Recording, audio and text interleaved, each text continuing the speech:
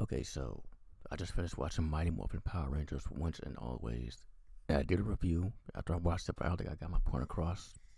So I'm doing a different one. And it's the review I upload. Uh, so going in, I did say that I was scared to watch it.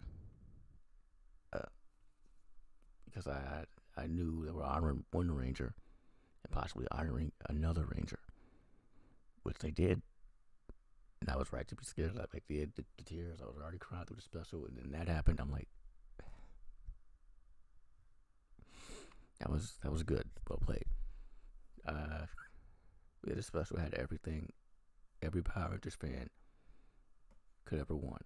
Okay, for the last couple of decades, we've been wanting this very special. Mega Shed had its chance, and yeah, this is that. All right, there's like only a little minor problem with it is Adam and Aisa. They literally show they say hi and bye. They're in two scenes. That's it. There's like a build up to them showing up. I'm like, oh, are you gonna join the fight? No. They're literally like, oh well, fight's over, but thanks for showing up. But Aisa did pass the power to men after and already used it. But yeah, uh, that was it. We didn't get any explanation on SPA or anything like that, and that's fine. Those are like minor nitpicks. I would love to have seen the other Rangers that were captured to be a part of the action. Again, it's another nitpick. Whatever. This was about Mighty Morphin, not Lost Galaxy. My favorite seasons of all time, but whatever. Yeah. So we know the story. It opens with that too, with this Robo Rita murdering men. Okay, not men. Her mother, Trini, just straight up murdering Trini. And no, it wasn't the flip car we saw in the pictures. That would be super disrespectful, as I point out in the special with my reaction. That'd be beyond disrespectful if it were a car accident. Come on now. No, she just uses her powers. Yeah. And there's a callback to that at the end. It's fantastic. They kind of gave away what was about to happen when the morpher started glowing, but still, it was a dramatic moment. And that's one of my things here. I saw some reviews before I watched it. They said they didn't know how to balance camp and being serious. I feel like these reviews from people who don't know the series, like IGN, like they didn't really seem to. I don't know. Happy with it? I don't know. I'm gonna finish the whole review. Like the dude, that's the way he was talking. Didn't seem as impressed and excited as I am right now. I don't know. I'm gonna finish watching that review. But I saw other reviews that were like, "Yeah, to get about camp or being serious." It's like, and there's some other reviewers who are like, "It was way too campy." And it's like, have you watched Power Rangers at all in the 30 years it's been around? What you thought the 2017 movie was an accurate depiction of what the series is about? It's not. That was the problem. This series is camp. That's why we love it. That's why I've been watching this for 30 years. 30 years ago, my dad sat down a young Will Meister and put on this new show called Mighty Morphin Power Rangers. Neither one of us knew what it would become and how much I would grow to love it. How much it would ultimately cost my dad, because I had every single toy, especially the Mighty Morphin. And on that subject, my dad laughed at like there was a grief, obviously losing a parent. I've been there, and I had to tell my youngest brother about her dad. That sucked. So I get Billy and Zach trying to figure out how to tell her, because he that's horrible. Trying to tell that kind of news. But let's talk about the characters. That's a good segue. Let's talk about the new character, Min. I like Min, and this had to have been a dream for the actress Charlie, to be not just any ranger, but a Mighty Morphin Power Ranger, like an OG would. That had to have been a dream. Like to be the Morphin sequence. Man, but yeah, Min was. But you understand her actions, why she does what she does, why she straight up wants revenge, which is not what the Rangers are about. Which she's trying to morph the whole special, which is not happening because that's not how the Rangers are about. And she's pissed off. Obviously, she's going through this whole thing, in over a year, which I'll tell you, that first year after losing a parent sucks. Yeah, it does, especially when you close to the anniversary. Shit. So I get it. Yeah, I was a phase of the hospital started like Morphin saying it, but I'm like, nah, it's not gonna. No. And yeah, no, she was awesome though. And when she finally came around, realizing what a ranger actually is, once she finally morphed, holy shit. And she was in front and center too when she finally did it. But before that, it was Zach and Billy being in front and center, not Rocky. I kept saying throughout the special, no shots at Rocky. I like Steve Cardenas. I loved him as Rocky when he became his own ranger in Zeo, but as the Mighty Morphin Red, he's not the leader. He was pretty much up to fail, unfortunately. Like he was like when they were in the Megazord, Rocky was like basically in trainee spot, I guess, like in the back, whatever, and like Billy was in the center, and right next to him was Zach. Like that's hell yeah. When they morphed, it was Billy in the center or Zach. That was awesome. But yeah. Speaking of the Rangers, other Rangers, let's start with Billy. So Billy is a big part of this whole special, and David Josh coming back is a big deal.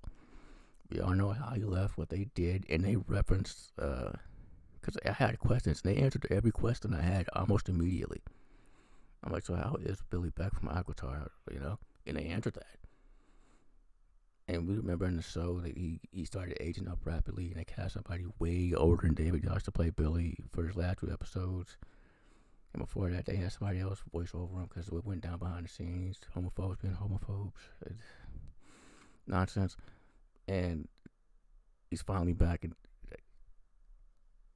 you know, it was, and I'm glad he's back. It was awesome. And in case you were wondering why he aged up rapidly, it was because he tried to be Gold Ranger and it didn't work out. And so, yeah, that's why he aged rapidly. Before they found the rightful Gold Ranger, or second Gold Ranger, that's a whole other thing. But yeah, and so Billy in this one, he's a big part of this because we're wondering how. How is Robo Rita back? The leading theory was the Machine Empire, which could work. They're still out there, technically, being boring, annoying. But at the end of Zeo, right, the old lords and Riverpost just kind of saw them, and they're like, yeah, we're back. Let's show you how it's done. So why? They didn't really like the Machine Empire, did they? But it's a good theory. No. The person that built Robo Rita by complete accident was Billy. So that's the whole thing between him and Min, right? Only she didn't even know that fact. She was just unleashing all her anger and said about losing her mom or Billy, but she didn't know that he was legit accidentally responsible. She was trying to bring back Zordon, which I'm glad they ultimately didn't, because when the Power Rangers were forced to murder Zordon, that was such a big deal. It changed the franchise. That change is still felt today. And bringing them back would have been like the nostalgia pop, but it would have went against the whole art of what this franchise is, wouldn't it? So yeah, he was trying to bring back Zordon, and instead he brought back Rita Repulsa, who put herself inside Alpha 8, okay, and transformed into Robo Rita. So the Alpha you see in the trailer, that's Alpha 9. So yeah, that's how it happened. And Billy, it's not really phased when Min goes off on him, but he does think about how this all happened, why Robo Rita's back. And it is technically all on him, but nobody, aside from Min, is blaming him, and that's not happening really. And wow, and there's so many questions about David Josh coming back, and they answered those. I think they did perfectly. So welcome back, David Josh. This is awesome. Zach. Wow, one of the highlights is him and it's Charlie, and right under Charlie it's Billy, and right above those two, Robo Rita. But that's pinning that. But yes, like Zach is one of the highlights, the major highlights. This might be some of those complaints people were talking about. They don't know how to give into camp or be serious, because the scenes he had with Min, because he's Min's guardian, right? There's this long-standing theory that Zach is Min's father. He's not. He's not Min's father, but he does become her guardian, and so they have it out a lot, especially when Min's going through what she's going through, and basically defying Zach. He's like, "Stay back, we got this." And he was like, "Oh no," you know. Just get your ass whipped a few times by the putties and by Rita. Like, yeah. So they have it out a lot, and I mean, Zach just has the Morpher on display. Trini's Morpher is a big tribute to Trini Toy Train, and her Morpher's in a box on display. I'm like, "That's this out?" And Ben takes it. I'm like, "Okay." But yeah, and so that, and their scenes are really good. Like it's great to see these actors come back and play these characters as adults. Well, by which I mean the characters are now adults, are not teenagers with attitude. We have just one teenager, and she has an attitude, but you kind of get it. The rest are grown ass adults with their own shit happening, and it's great to see that, progression, right? Continuity, something the main series has been afraid to do for years, because kids can't comprehend. They can comprehend just fine. Dino Fury has been good with that, and it's been fine. So yeah, and the stuff they're saying, keep casualties to a low, not no casualties, keep them to a low, and they use the word kill a lot. And again, Walter Matthew Jones, I never seen him act like dramatic like this. It's fantastic. Wow.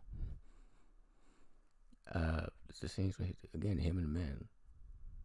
Like, wow.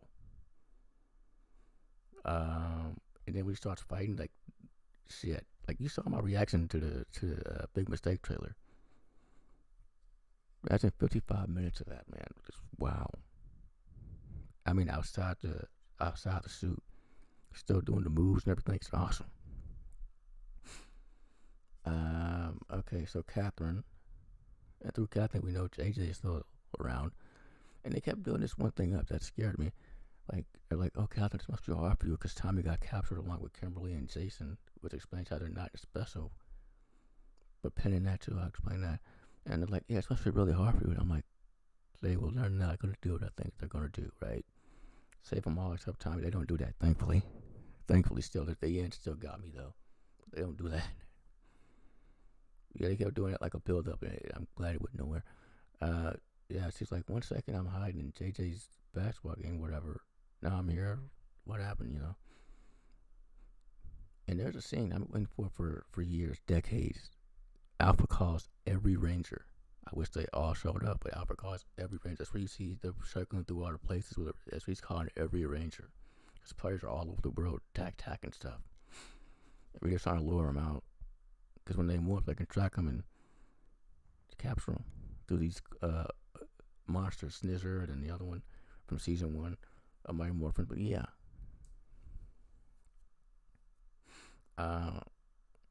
Yeah, Catherine is still Catherine.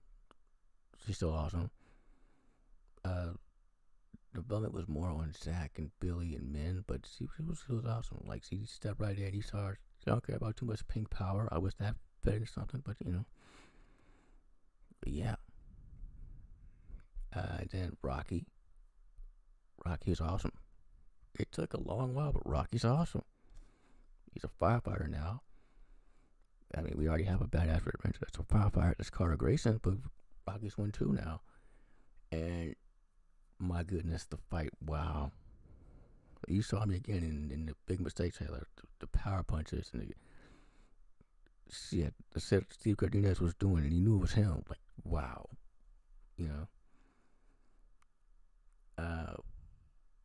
And they all have conversations with each other and men about where a ranger is once and always. They're like, well, you think it's quips and whooping bad guys? No, it's more than that.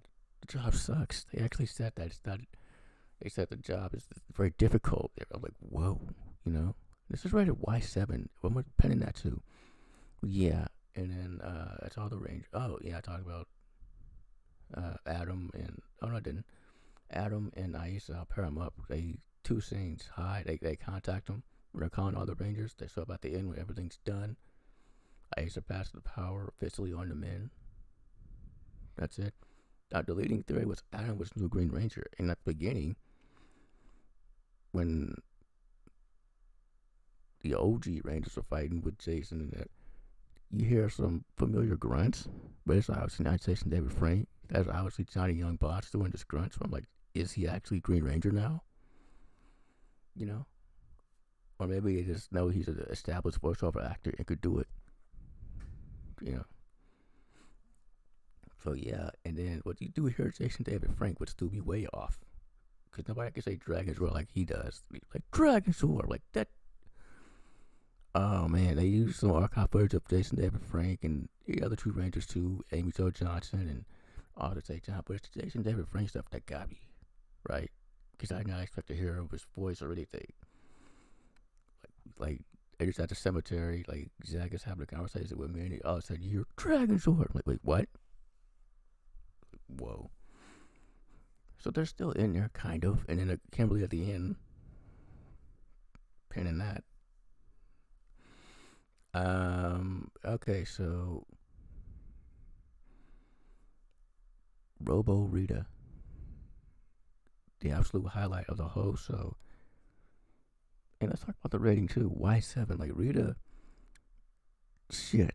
Like, you saw me in the special in the reaction. I'm like, every time she said something, I'm like, damn, Rita, damn. Like, she was brutal and taunting the Rangers, especially men, after she murdered Trini. Like, whoa. Barbara Goodson did her thing, man. She did her thing. Oh man, like wow, this is a Rita. Like, and Rita's actually fighting. You know, you didn't see much of that before in the show, but she's actually fighting, using her powers.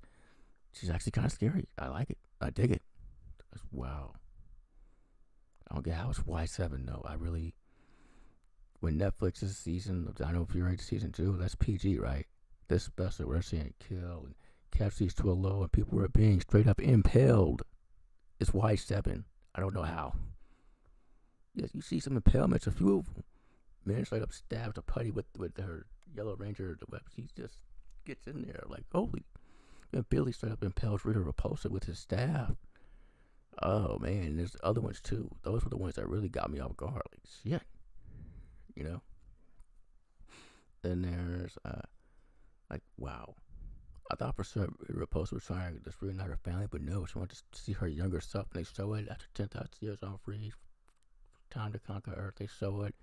You see footage of the late great Machiko Soga, who played Rita in Zero Ranger, and her footage was used for Mighty Morphin. You see footage of her, that was pretty cool. Speaking of footage, you see archive footage of Toy Train.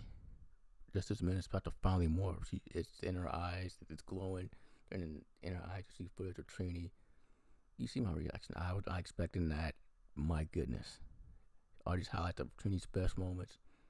That was crazy. Speaking of archive footage, I said I talked about Kimberly. At the end, a song starts playing. Like, everything's over. It cuts face to black. A song starts playing. I'm like, what song is this? And it's Amy Jo Johnson singing. I knew she was a singer. I forgot she sung on the show. It's her singing to other Rangers. But it cuts first to Jason David Frank. The tears. Then it cuts to Toy Train. And all of them, but then the Toy Train, Jason David Frank just on those two, and then the tribute to him.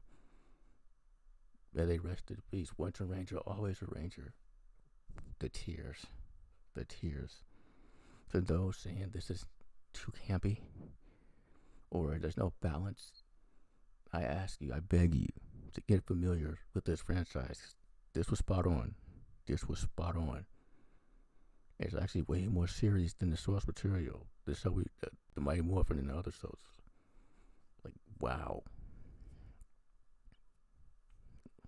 Alpha was great. Both of them, I guess. We only got to see Alpha 8 for a bit. Alpha was great. Richard Horowitz still doing a thing. Is there anything left to speak on? I went to the juice bar, inside the trailer. Oh, there's a Bulk and Skull reference. They don't show up, but they show this picture of Bulk and Skull, and they play the theme music, and I actually marked out. I thought they were going to show up. They did not. But yeah, that is the special. That is, speaking as someone who's been watching this for 30 years, that is exactly what we wanted. Those saying, there's no balance of camp or too campy, there's no one been serious. Those people are probably not familiar with the series, probably saw the movie from 2017 and thought that was it. That's not it. This is it. Alright? This is it. May the power protect you. Thank you for watching.